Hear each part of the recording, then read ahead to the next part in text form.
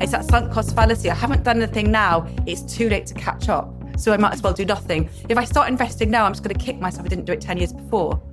But actually, obviously the best time to invest was yesterday. The second best time is today.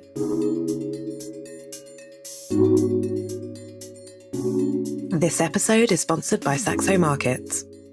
Welcome to the Investing Insiders podcast, where we can help you achieve financial well-being by making smarter money decisions. I'm Brianne. And I'm Antonia. And in this episode, we're delving into an exceptional money story that saw one saver build a pension pot of almost £500,000 in just 6 years. Joining us today is Hannah Martin, a leading women's pensions expert and founder of two platforms, Rich Retiree and Talented Ladies Club. Hannah, welcome to the show. Thank you so much for joining us. Thank you so much for asking me on. So you've had quite an incredible journey when it comes to your pension and managed to turn a pretty bleak forecast into quite a sizable pot. So can you take us back to the moment you discovered that you were heading towards pension poverty? How did you find out and what triggered the wake-up call to make a change?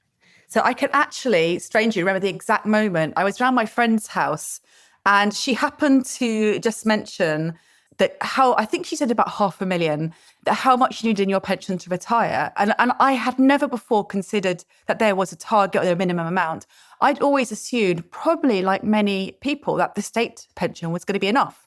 That obviously it's nicer to have more, but you can live on the state pension. And when she said that, I was aghast, because at that point, I think I had about £1,000 in my pension.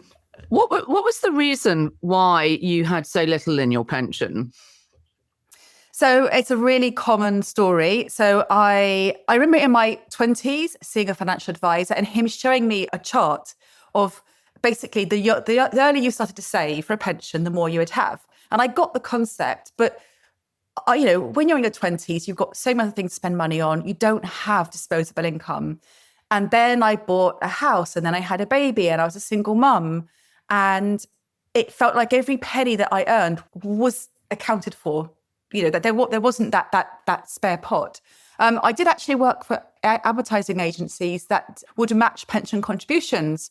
And I didn't start taking it up on it until just before I left, actually, which is the wrong time. Like years of opportunity. That's hence having a pension of £1,000. But it was just that classic kind of motherhood thing where I had a mortgage to pay. I was a single mum, so I had to pay all the bills. I had no pair. I didn't feel like I had money. I now know if I could go back, there's always, even if it's £25 a month or £50 a month, we can all find the money, by doing these days, one less streaming subscription, for example, and putting that in a pension instead. I would do that now. But at the time, I felt like pension wasn't a priority. Like I said, I had these assumptions that there would somehow magically be enough. So why would I divert money that could go elsewhere into a pension? Yeah, it's interesting hearing you say that, because I think one of the mistakes that we see women make is that they rely on their husband's pension. But you were saying that you were a single mum, so you didn't even have that fallback. And I think, I mean, when you're in your 20s, retirement feels so far away.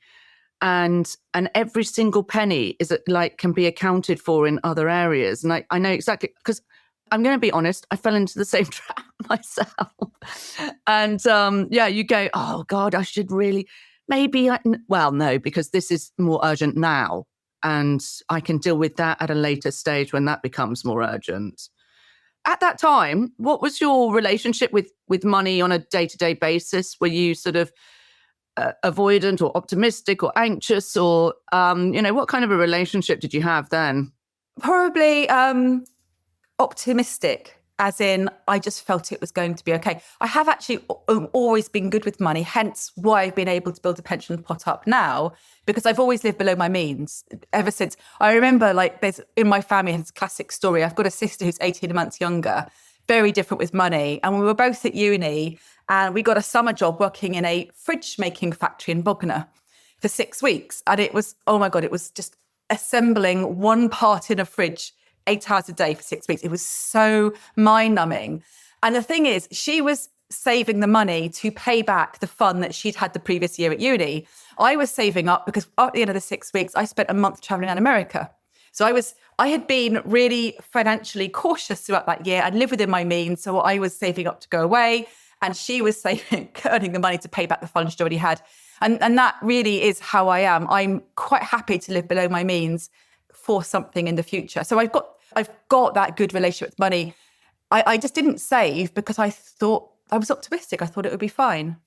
I think that's something that applies to a lot of people, in that the idea that it's just all going to work itself out and, eventually things are just going to come together. I kind of had a similar situation when I had my first two, quote unquote proper jobs, where I was looking at the pension contributions coming out and I was like, it's just not going to balance the books right now. Like, I'm just going to have to, opt out of, auto enrollment, and eventually there'll come a point where I can actually stick in and it's all going to be affordable. But there is that very real thing that your current financial, expenses, they do take priority. Like, you do have to pay for your housing, you do have to pay for your bills and everything. So I think that makes a lot of sense. When it came to sort of switching gears and really putting yourself towards building your pension pot, what were some of the strategies that you used to really build up? I guess I didn't really have a strategy. I think I already had a pension because that £1,000 existed. And so I remember having a conversation with my accountant, and the company was starting to make money. And obviously it was £45,000, now it's 60,000. There's a maximum you could put into a pension. And in its simplistic terms, it comes off your corporation tax. That money isn't taxed. And it made sense to do that with the money, because otherwise I was going to get taxed on that money. And I lived frugally for so long. My business didn't make money for a long time. So I was used to living on very little money. And I just thought, I'm quite happy. I spend on the things I enjoy, which are quite simple things. So instead of taking that money out of the business, being taxed on it, and maybe increasing my standard of living, which I wouldn't have been any happier, I would have just had so much money to spend. Why don't I put it in my pension? So I just put it in the pension I already had. And so year on year, I was maxing out my tax allowance and putting it in the pension. That was the strategy. It wasn't a very complex, sophisticated one. If you had your own company at that point, was there a temptation for you to think, my company will be my pension? No, because I, things can change. The company hadn't made money for a long time. It started to make money. But what if in 5 years' time, the company doesn't make money? I never saw that as potentially being, and even now, I don't see it as something that might last through, it might not. So all the time it does make money, I want to bank that money, because I don't know what it's going to do in 2 years. It would be awful if I thought, well, hey, I'm really rich now, I can spend that money. I can fly business class, I can go on like long holidays. And then I find out I'm not making money in 2 years' time. I've got nothing in my pension. All I've got is memories of money I spent. Yeah. I mean, I think that's because I think one of the major shortfalls with pensions is with sole traders or company directors who fall into this trap of going, I'll sell the company down the line, and that can be my pension, and then that doesn't work out. So there's all these sort of shortfalls, but that's the group of people who are the most likely not to have a pension at this point is company directors. I have read a bit about your story. It's such a good story for people who are in this boat, and it will resonate with so many people because it's such a common pitfall to fall into. And then what tends to happen is that I think people can reach a mindset where they go, it's too late now. I'm just going to have to do the best. But I mean, you spoke in one of the articles I read, you spoke about a period where you didn't feel financially secure. What was the hardest part of that? Was it sort of like, was it the emotional impact or the practical impact? Or talk us a little bit about that period in your life. I think it obviously it has a practical impact, but the worst thing is the emotional thing about how you don't know if it's going to end. You don't know where it's going to end up. I felt very resentful for quite a long time building my business. It did not make money. And I freelanced. So I was working 7 days a week. And that's why the money I've made now is so important to me. And I appreciate it because it's hard won. I don't want anyone to kind of hear my story and think it's easy. And therefore, like I'm somehow boasting about that money. I hope it's inspiring to people because I did work for a long time for free. Those years were very tough. I would go out with, I remember going out for dinner with friends and I'm looking at the cheapest thing on the menu. And I never want to be that person saying, well, I had a £5 salad, that's all I'm paying. And someone would be going, oh, I don't really need to have the steak or the pasta. And I'd be, oh, the pasta looks nice. Go for the pasta. And that stress about being in a situation where you're going to share a bill and other people are making different decisions and you're like, that's going to impact me. And an extra £3, it doesn't sound much, but an extra £3 on a meal was a lot to me because I was literally hand to mouth. And it's tough. And I grew up, my parents were very poor when I was a child. And I remember having hand-me-down clothes, having presents my parents made for Christmas because they couldn't afford to buy us presents. They ended up starting a business and they did it okay. They're comfortable. And so that fear, I think, in that experience of having nothing drives me to probably invest and save more than other people because I don't take for granted what I have now because I very keenly know what it's like to have nothing. And I'm always fearful that that's going to happen again. I think that's such a good point, actually, because I've had a sort of similar experience myself. And I think that period of having nothing is such a massive learning period in your life.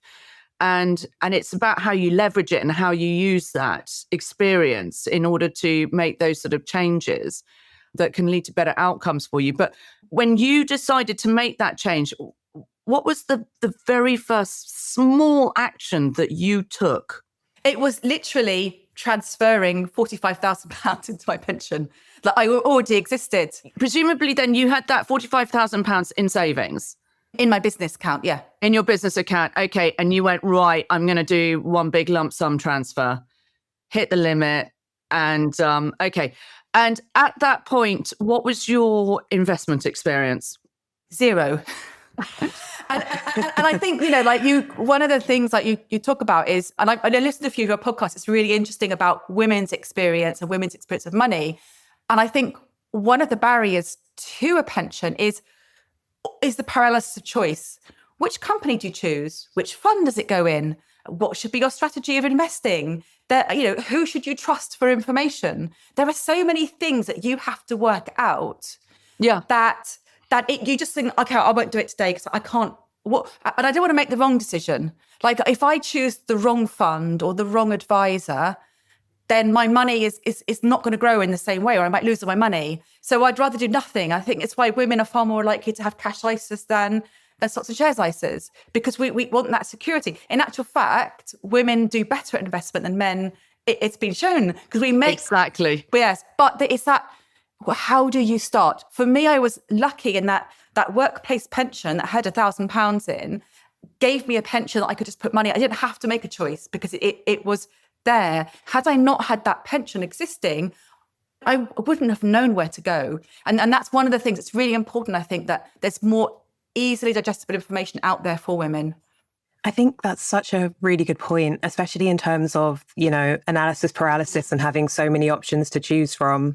Because oftentimes when you kind of just take that first step like you did and just transfer it and get the ball rolling, that's really all you need to do. Because the idea of, managing your finances, it's all very intuitive and it all flows. It's not just one decision and that's it. If you did transfer the money and the pension pot wasn't doing too well, you learn and then you move it to somewhere else or you start making little tweaks. It's often that first step that kind of gets the ball rolling. And, it's great to kind of see that you took the courage to do that. So at that time, were you aware that pensions were invested? Because this is the other thing we found is that a lot of people don't know pensions are invested. I don't know how. I don't think I really thought about it that much. There was something there. I remember, as you might remember, Antonia, because you remember like the Robert Maxwell pension saga. That's because like my parents had a friend who lost all of his money, all of his pension in that, and that was also something that I remembered. And that it's like, well, actually, pensions aren't secure. I latterly know, obviously today it's very different. So I think my initial idea of pensions was that it wasn't essential and maybe it was dangerous. Maybe you would lose your money. But they're invested. I didn't think about it that much. There was somewhere to put my money for my future. Okay. So you basically you sort of learned through doing. Is that fair? Like Yes. you kind of, it was just little steps and your knowledge grew and and as you went along, you took more control. Yeah, I did. My parents have now got a financial advisor and they trust her and like her. So I spoke to her. So that was something I did, that once I started to build that pension pot up, I got someone to go and look at not just that pension, but my plan for my future. Like, am I Right. making because what she looks at, and they should do holistically, what is your life? What's your relationship? What's your future goals? And so they look at all of that to think, is the plan you are making going to help you reach those goals? Are they the right goals to work towards? And is that pension the right pension? Actually, yes, we've kept the money there, which was reassuring to me. But I did get, and I think it's really important to get financial advice.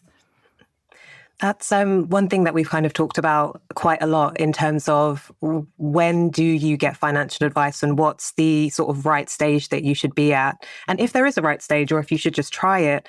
When you sort of spoke to the financial advisor, were there any things that surprised you about, building the pension pot and then thinking about your retirement life and the life that you'd like to have? Were they kind of on the right track, or were there any things that you had to work out? Yeah, I mean, the big thing for me was fees. I didn't sort of realise that actually there's very different fee structures.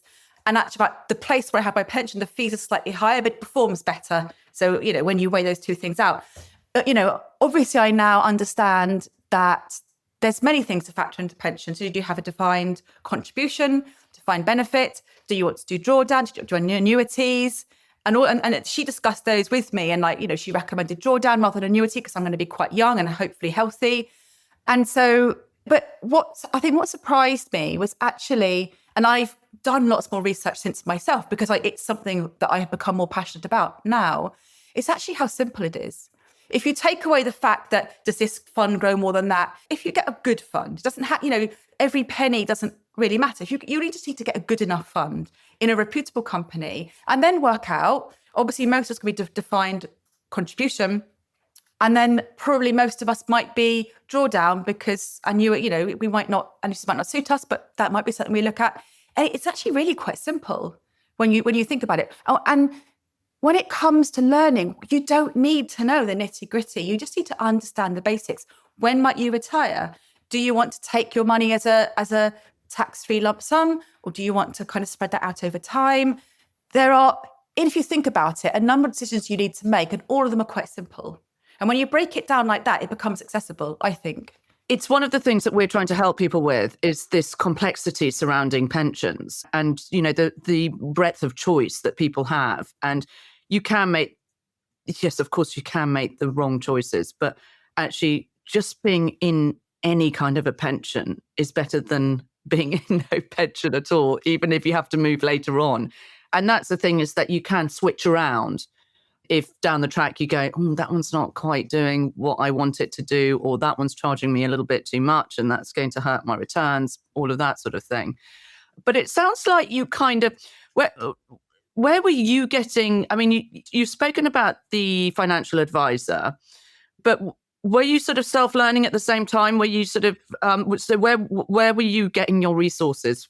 Yeah, so after I started saving for a pension, I came across a statistic that 33% of women over the age of 50, don't have their own private pension plan. And that really shocked me because, by that point, I understood how important a pension was. I did a post on social media and Pension Bee got in touch. And so I ended up working with Pension Bee for a couple of years. And I was creating content like classes and written content for them. And the more I researched, the more I learned, but the more I became interested in it, the more important I realized. The more I realized, that women, I think on average in the UK, have £7,600 a year less than men in pensions. I know you had a really interesting podcast with, is it Sarah Coles, about women, and she touched on there about how traditionally we've relied on our husband's pension, and we take that sacrifice with our own career. We look after children, our husbands go and earn the money, they stack into a pension. I've got friends going through divorce. Some of them are now I'm really passionate about explaining this to them. Like, you do need that pension is partly yours because you take the time. But also, some of them have discovered they assumed their husband was building a pension, to find out that even high-earning husbands have got zero pension, and they've relied on that. And then you've got the issue that and again, this is touched on your podcast, that when you do retire, that's his money. And he gets to control that money. You might have a lovely open relationship and it's just shared. But what if he says, oh, you want to go away for the weekend with your girlfriend? You did that last month.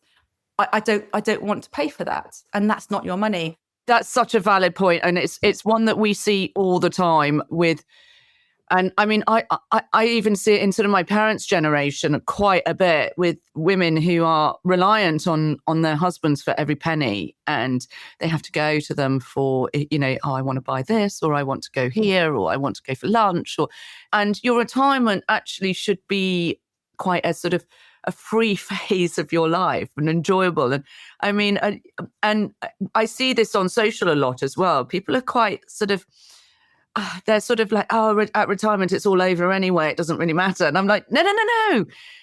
This could be the best time of your life. Yeah. Like, literally. There's a lot of years to look forward to. You're free, and you can spend time with your family and your loved ones and your friends, and you can travel and, think about what you want it to look like. It's so important that people do that. And I mean, your financial advisor probably said that to you. Think about what you want it to look like. What are your goals? How do you want it to be? But a lot of people struggle with that concept. And there are this whole group of people who are locked out of financial advice because there is a barrier to entry, and that is you have to have a certain amount of money. So, and we sort of encourage people as much as possible to learn it themselves, which you've obviously been able to do. You've obviously gone, right, I'm going to find out what's what here and learn this myself and take control. And it's so possible, and it's accessible to everyone. You don't have to be like a mathematician or a finance bro or any of those things. Like, it is literally something that anyone can just pick up and do and take control of. So, yeah, I mean, great that you work with Pension Bee. We talk to Pension Bee quite a lot, and they've done a great job of simplifying things, I think. Was that your experience with them? Absolutely. And I love their passion for, particularly with women, about making pensions, I guess, democratizing it, making it available. So the information is there. It is easy to understand. And I can say, having worked with them behind the scenes, they are as passionate behind the scenes as they appear to be front facing for the marketing. I would, definitely, I've got friends who have gone with them because of my experience. I think that's really kind of positive to hear, especially trying to make sure that everybody is as engaged with their pensions as possible. You kind of touched on this earlier in the sense that, the data does still show that women tend to have less saved in their pensions compared to men. What are some of the things that you've kind of heard, and I guess from your own personal experience, as to why engagement might be lower or savings could be lower still? I think it's quite a complex. We've got like the motherhood penalty. We've got the fact that traditionally it's been something that men have handled. We know that women lack confidence around financial planning, full stop. But there is that thing. And there are so many friends. I mean, I'm in my 50s. I went to uni, I've traveled, I've had a good career. And my friends, they kind of have this assumption that it's just going to be okay. But this is why I talk about sleepwalking into pension poverty, is that actually people don't realise that how tough that life potentially is going to be, because they've always, especially women who've had careers, they've always earned money themselves. And they kind of assume that that's going to be the status quo. And like me, maybe thinking that a state pension is just going to be enough. So, I think it's just that it's ignorance. And I think also then that there is that putting your head in the sand because you kind of know that you haven't done anything yet, and then you think it's too late. It's that sunk cost fallacy. I haven't done anything now. It's too late to catch up. So I might as well do nothing. If I start investing now, I'm just going to kick myself I didn't do it 10 years before. But actually, obviously the best time to invest was yesterday. The second best time is today.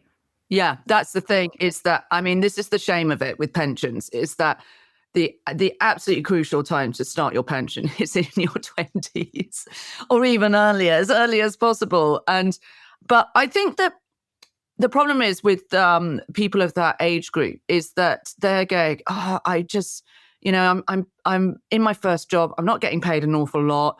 I've got rent. I want a party or whatever it is that you like doing. And there isn't an awful lot left over at the end of the month. And any amount that I could possibly put into a pension isn't going to make much difference. And that's the mistake, is that even like if they put £5 a month, £10 a month, anything a month it will grow. But when you're in your 20s, you can't imagine being in your 50s, can you? You're like, no, that's ages away. I've got plenty of time. But you're missing out on all that compound growth as a result of that mindset. Exactly. Like my son's 22 in his first job, and I will not let him opt out of auto enrollment. But one of the most fun things that you can do is play around with a compound interest calculator, and you can see. And one of the things I say to people is, even if you're like in your mid 50s and you think that you haven't got spare cash, like go for coffee once less a week. Drop the gym or go to a cheaper gym. If you can shave like £50 off your outgoings or £100 a month off your outgoings, and then experiment with a compound interest calculator and see 10, 15 years, I mean, that's not going to, if you've got no pension savings, you're not going to be driving down in Rolls Royce, but that can give you a small pot for luxuries that maybe is a holiday a year, that maybe is just that thing that can change your retirement a little bit for the better. This episode of the Investing Insiders podcast is sponsored by Saxo Markets. Saxo provides access to a broad range of global assets through a sophisticated trading platform. You can trade US stocks from as little as $1 per trade and UK stocks from $3 per trade. Please remember that all investing involves risk. The value of your investments can go down as well as up, and you could get back less than you invest. Terms and conditions apply. Visit Saxo Markets to learn more. Talk to me about your business. I'm really interested because you've got a wealth club for women. It's called Rich Retiree, but it's rich in the broader sense of the term. So for me, there's 4 pillars of a good retirement. That's money, health, community, and purpose. And what I really want to do is to get women from the age of around 45 plus thinking about their retirement, what it is that they want to do, and planning that so that they've got the interest and they've got they're looking after their health. There is one book that I recommend every single person reading, and I don't know why it's not better known. It's called Breaking the Age Code by, I think it's Dr. Rebecca Levy. I'm probably mispronouncing her name, but she's a Yale professor and she's a worldwide expert on aging. And, your kind of comment earlier about people's perception, like, oh, when I'm retired, the life's over. Like George Eliot and Matisse had their most creative periods over the age of 70, or certainly in their older years. Oh, there's hope for me yet. Yes, it's a great time. We can have good health. That there is no reason for our body and our brain decline if we don't look after ourselves. So I feel really passionately about helping people, not just about money, but we need to have financial comfort, or at least security. That's an important part of it. I'm not talking about wealth. I'm talking about enough money to do what you need to do. And how many people have you got as part of this business now, and where are they coming from? Okay, so it only launched last month. So wow. Yeah, but it's basically, I see it as a sister site. When I started Talented Ladies Club, it was because I was in my late 30s, and I was a copywriter in London, working in advertising. And then I had my son, I continued working. And then when I had my daughter, I actually had a job offer for associate creative director in an agency, and I couldn't take it because I fell pregnant with my daughter. And then I started freelancing, and I'm a really resourceful person. So I was determined to kind of find ways and be financially independent. But I saw friends who had great careers. And at that time, flexible working wasn't a given right. There wasn't paid childcare. And so I started this site because there was nothing around that talked to women at the time and said, you can be ambitious and be a mother. You can find ways to make it work. Okay, it's not always going to be easy, but if you're determined, you can have. But I didn't want to sacrifice my career for motherhood. But I also didn't want to sacrifice motherhood for my career. So I wanted to find a way. And that was why I started TLC. in a way that it doesn't really, that's like it's not needed anymore, because there is so much more for mothers now. But I'm seeing that same generation of women that I really wanted to help at that time. And that's like grew. We had like 120,000 visitors a month on the site. It was huge. Now I see that same group of women having that need for their retirement as well. And so that's what I want to do. I want to create content that is educational, accessible, interesting, and help these women plan for their future. It's so important to kind of have that content ready at different life stages, because as you say, like your needs at one point in your life are going to be very different from when you've evolved through and you get to the next area with it. Do you have a team that you work with, or is it just you at the moment? It's me. I have a lovely woman called Jo, who she helps me with like social media and things like that. Design, I've got my friend Carrie, who actually met when I was pregnant with my daughter. She always does the design, but it's like I create all the content. It's predominantly me. That's amazing. And like, do you guys kind of have pension chats between yourselves? Like, what's the conversations around retirement and sort of that forward planning? Oh yeah, and all my friends like, don't get Hannah on the subject. No, but it is like, like like, are you putting money in a pension? If not, why? Start it now. Like nagging them, because I want my friends to have those things as well. I want every woman to be able to be financially independent. It's one of those things, isn't it? Finance can be a very dry subject, and people, it's one of those ones where people are like, oh my God, I don't want to think about that. Someone else do that for me. And I have friends who will literally just pass me their mobile phone with their investment apps on and go, just do what you do. Just change what I'm doing and make more money. And I'm like, do you want to learn? No, I don't want to learn. I just want someone else to do it for me.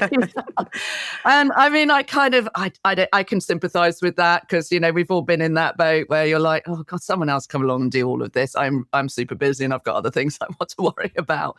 But once you get over that barrier, it is actually quite accessible. So I, like you, Hannah, I find myself constantly harking on at my mates going, listen, let's talk about your investments. They're like, no, thank you, Antonia, I'm having a glass of wine now. But it is, when you realise, I mean, like, and I know, and that's part of what both of you want to be this podcast, which is fantastic, that you don't need to be a fund manager to access it. You just need a little bit of information, a little bit of a few things that you need to know. That's enough.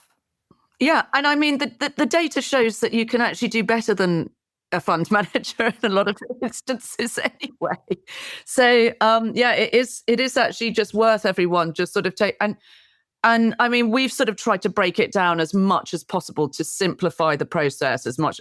And I mean, I think one of the major hurdles that people have, and this applies to pensions as well, is that what do I invest in?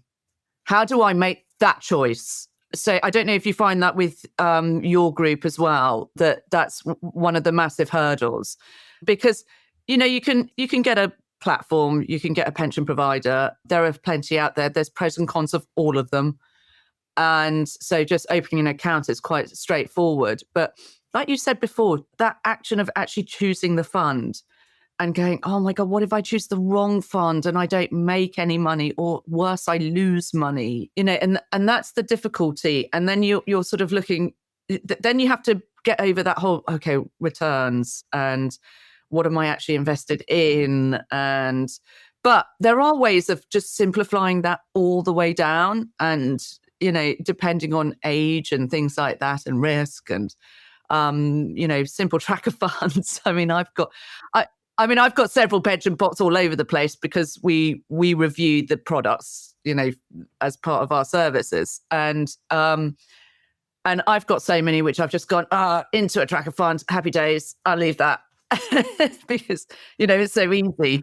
But I think that is that what you're seeing with your group? Is that massive hurdle of how do I choose? How do you help them with that?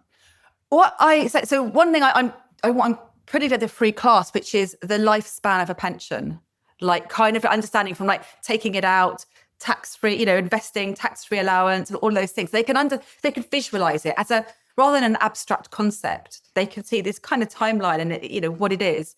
And what I always say to people is, if you chose like a high street pension, like you don't kind of go off and you try and do something kind of really, which you're not going to anyway if you don't know anything, you're always better off putting your money, even the worst performing one, than not putting it in there. Especially with all of the kind of the tax breaks, the tax benefits as well. So just pick one and put your money there. But the thing is, as human beings, what we're most terrified of is making a poor decision. And when people buying something, even if I remember once my husband got me a pizza for my birthday, and I needed something to move the pizza in and out, and it's a tenner. I spent about an hour on Amazon reading reviews of a pizza turner because I didn't want to buy the wrong pizza turner. Now, even if I had, it would have been a tenner. I probably got money back anyway. Oh, I've just lost a tenner. It certainly wasn't worth an hour of my time, but it's that human thing. We don't want to make the wrong decision. And when it's our pension, it's an even bigger decision because we're not just making it about which fund should I put £100 in right now. We're thinking about it's my entire retirement. It's rested on this one decision, but it's not. It's literally, I'm going to put £100 in a pension. That's it. And it's, so I would just say that you're better off putting something in anything of, like a well-known high street name than you are doing nothing. Pick one, do it, don't think about it. Later on, as you say, you can move it around if you want to, but just do something now.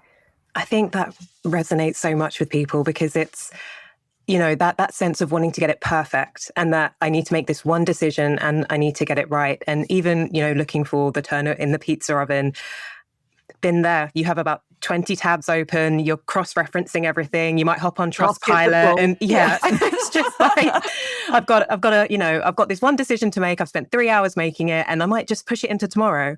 But when, trying to build that confidence, I know you touched on it earlier with just getting started with something small, but were there any other tips or strategies that you use to kind of just build that confidence and almost, get that habit in your brain of, okay, it's fine. Even if things don't go the way I expect, I can make a change later on and keep it going. Yeah, but I kind of look at it from another perspective. So what I try and get people to do is to actually understand what they need when they retire. Because I think when we start out here, there's this big kind of unknown. When am I going to retire? What am I going to be like when I retire? How much money will I need? What would even be existing? And because the pension world is constantly changing and it's all a big unknown. So what's the motivation for taking action? Because we don't know any of this. So what I get people to do is to realistically understand what their living costs are now. How much does it cost you to live your life on a basic level? Literally, I'm paying my water bill, I'm paying my council tax. How much does that cost? Then how much do I like to spend going out and things like that? And then so those are my outgoings. That's how much my life costs me to run. And then what is my likely income when I retire? So maybe I'm going to get the full state pension. Okay. And maybe my husband has a pot. And what is that? Does he even have a pot? Am I a named beneficiary? It's a whole other thing there. But, how much money right now might I have when I retire? I'm working out what that gap is because that gap is the motivation that you have to act now. And then you start to have a goal. You think, right, okay, so I'm probably going to need this much money when I retire to fill that gap. Now, if I'm 55 and I've done nothing, I might not get to that point, but I can get closer to that than I can. And, and I think if I play around with a compound interest calculator and think, well, if I invest £100 a month, I give it 15 years. Let's say I have a kind of a modest 5% growth on that. Then I'm going to have a pot of this much. Now that will give me £1,000 a year for 20 years to maybe that is that kind of little, thing. So what I do with people is to actually get them to kind of really have a tangible goal because that's going to motivate them, get them over that inertia for making a decision now. Just out of interest, the changes that have been made to pensions recently, I'm talking about dragging into inheritance tax and the cap on salary sacrifice that is incoming. Has that done anything towards your confidence in pensions? Yeah, I think, it's funny actually, recently, because my husband is in his early 60s and he was talking about cashing in his pension to buy a property, to buy something. And I was like, no, why would you do that? Because you not just his 25%, but the whole thing. Why would you do that? He didn't do it, thankfully. And he was like, well, the government's just going to, pensions aren't going to exist, or they're going to, and there's this kind of perception that pensions are up for grabs.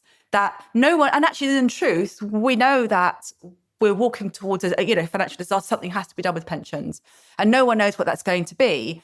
So I think there is a lack of trust, combined with the whole historic, Robert Maxwell thing. So people don't trust pensions anyway. But my thing is just like, I would still rather put it in a pension and see what happens. I'd just rather have that security than go, I don't know what's going to happen to pensions, so I'm going to do nothing. Because that's just the worst thing you could do. Because we do a lot on social, on like Instagram and TikTok and all that sort of business. And enduringly, I see the same comments over and over and over again. Oh, pensions are a scam. Spend it all now. And I'm like, oh my God, please don't spend it all now. They are not a scam. But the tinkering does damage confidence a little bit with people. And I was quite sad to see it, because I feel that people need to be more confident in pensions and not less confident in pensions, because they are still the best retirement tool out there. Nothing else is going to be as tax efficient at this point. I mean, I know a lot of people are going, oh, I'd rather save into an ISA because I've got more control and I don't have this constant tinkering, although we're tinkering with ISAs now as well. So, but that must be a hurdle when you're talking to people about, do you find that when you're talking to people about pensions that there is a sort of slight sense of mistrust? There is. And I've heard that, pensions are a scam. I've got a friend of my son's, he's got a very successful business in his mid-20s, and he will not put money in a pension because he's bought into this whole kind of conspiracy theory thing. And I'm like, the thing is, if you have a business, you are taxed on corporation tax, and you have dividend tax, and then you have self-assessment tax, and then you put it into an ISA. And it's like, why wouldn't you just put it into a pension? Yeah. And avoid all that? But they are great. I understand that there are going to have to be some difficult decisions ahead. I wish that the government instilled more confidence in pensions. And I wish they didn't talk. The kind of impression that you get from the way the media presents it anyhow is that there is something somehow greedy or wrong about saving for a pension. That these people, that if you save for a pension, that is a kind of a pot that you shouldn't have, that you somehow you've been lucky, or that it might be up for grabs. I wish it was celebrated that you have taken fiscal responsibility to do that, not just for yourself, but you're going to rely less on the state because you're not going to require benefits. You're going to have more money to spend in local businesses, and that helps the economy.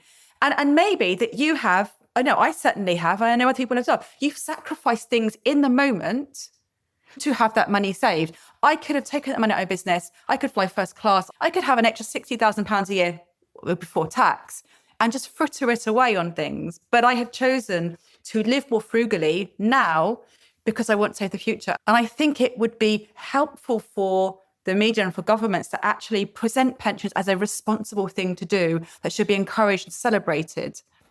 Yeah. I mean, because there's also this issue with the state pension and how sustainable it is. I mean, it's under pressure.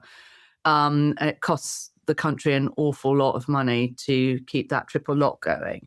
And that just makes it all the more crucial for everybody to save into a private pension. Because, I mean, you mentioned earlier in our chat that you were kind of thinking, oh, I got the state pension. I'll be all right. That'll see me through. Had you done the numbers on the state pension at that point? No, I don't. So this is why this is such a big thing for me, because if anyone's listening to this and thinking, I have no clue about money, I did a fine art degree and now I became a writer. I am not someone who is naturally interested in finance, and I think that's what makes me potentially good to go and talk about it, because I'm not a financial expert. I've become interested in it because it relates to how I want to live my life. It has a direct impact. And if I don't understand these things in a small way, I only know what I need to know. That's it. And it's enough that I can make educated decisions. So yeah, no one needs to be a financial expert. They just need to know enough. I think that's such a valid point, especially the sense of just simplifying everything. It really doesn't have to be that complicated. Like a pension helps you fund your life through retirement. What do you want that life to look like? That's going to influence how much you need to have saved away. It sounds like you've just had, the most incredible journey in terms of turning your pension savings around and building something for the life that you want in the future too. Is there anything, if you could go back in time and, maybe talk to your 20-year-old self, is there anything that you would have done differently at that point when it came to pensions? Well, yes, start one then, and put money into it then. Even £10 a month, £20 a month. Anyone can find that. Realistically, I know anyone. Most people can find that, even if it just means, I said, like buying one less thing or buying something cheap at the supermarket. But most people can find £10, £20 a month. Even a small amount would have given me a start then. Actually, we should do the maths one day. I'm sure I have at some point. But over how long, if you started in your 20s, what would you need to put away each month to get to that 500,000 mark? It wouldn't be an awful lot. It's quite extraordinary. Like that's what I think people don't realise is how small an amount that you can actually get away with in order to build it. I mean, obviously there are circumstances like how you're invested and things like that will affect your outcomes. But generally speaking, you can put an average on pension growth for the last sort of few years and just go with that sort of number.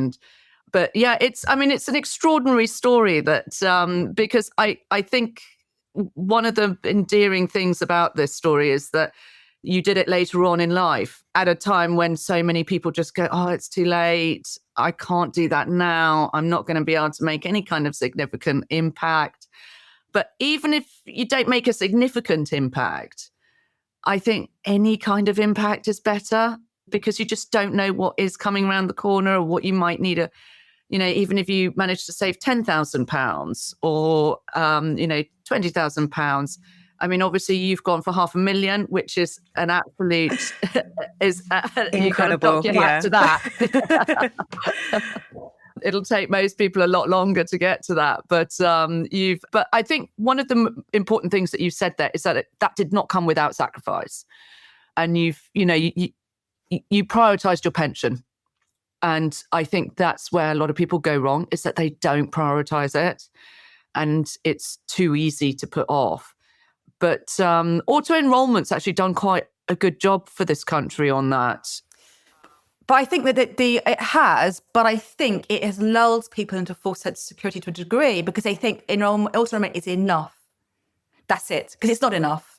It's still not going to get you to where you need to be according to retirement living standards. So I think it is a great start, but people also still need to take action for themselves. I would say to anyone, even if you think you've left it late, just Google free compound interest calculator, and then look at sort of, I usually do about 5% interest, but actually long-term pensions I think they average at 7% long-term, 5% short-term, don't they?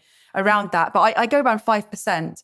And then just put if I put £10 a month in now or £100 a month in now over let's say 15 years, how much would I have then? That is a good motivator for taking action. Yeah, and if you do that we've got a calculator actually which takes into account your employer contributions and all of that sort of business as well. So investment returns, employer contributions, your tax rebate, all of these sort of things all taken into account. And then once you see all of those elements all come together to building a pot, that can be quite a motivator. Yeah, and that's, of course, because in a way, it's a bit like free money. Whether you have a limited company or self-employed or you're in auto-enrollment, you put money in and either you don't pay tax or the government or your employer puts money into there as well. That is free money that you are not getting if you don't invest in a pension.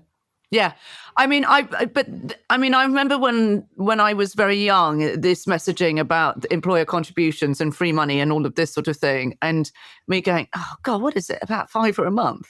Honestly, I'm not going to bother with that. So I think with auto enrollment, there's that little box that you can opt out box is a little bit too easy, isn't it?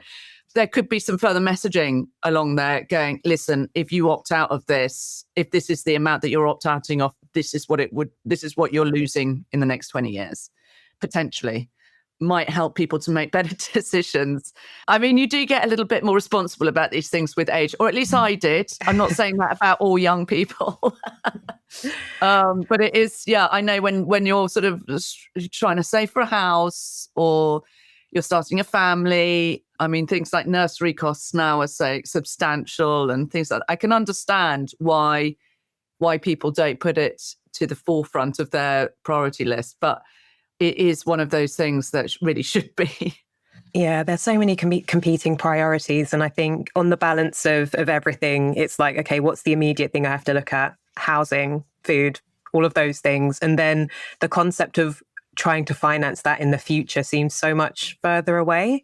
But potentially having stronger messaging and just laying things out more simply, like it just doesn't have to be complicated.